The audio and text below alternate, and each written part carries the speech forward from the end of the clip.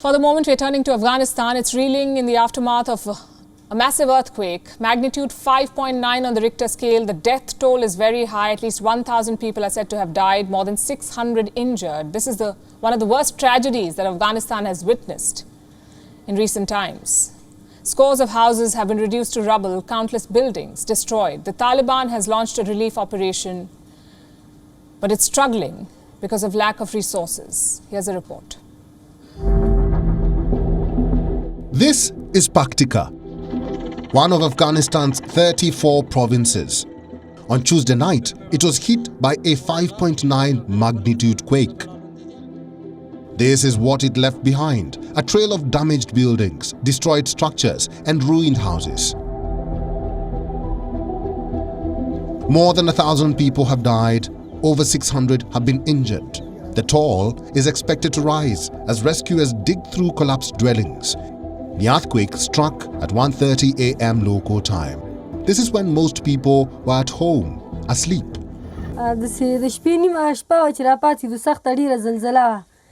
It was midnight when the earthquake struck. The kids and I screamed.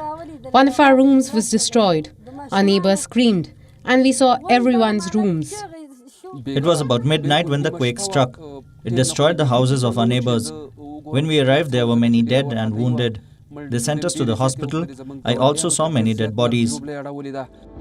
Most of the houses have been reduced to rubble. The Taliban have launched a relief operation, but with limited resources, lack of disaster relief staff, and a handful of airworthy planes, there's only so much they can do. In some places, locals could be seen loading victims into helicopters.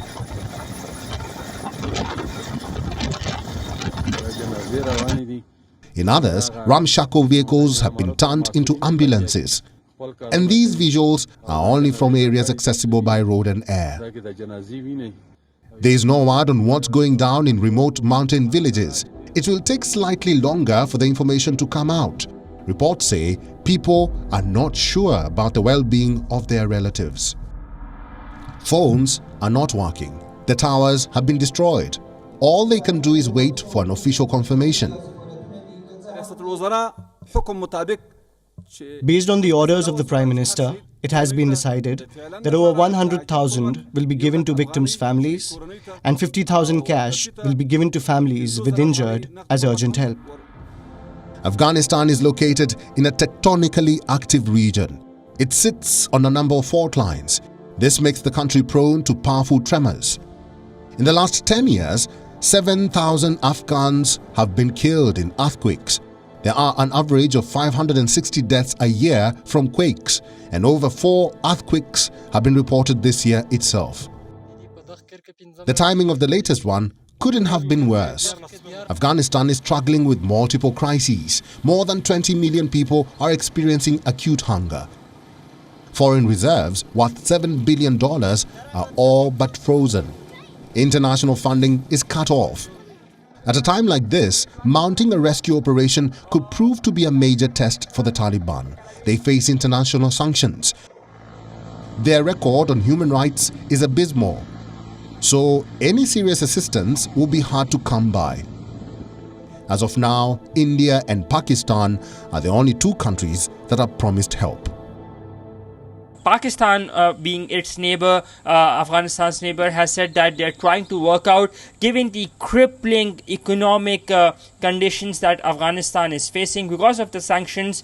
The Afghan authorities, those involved in disaster relief, have called out on non-governmental organizations and rather governmental organizations as well to step up and help the people of Afghanistan in this time of need, given that the casualty figure is expected to rise.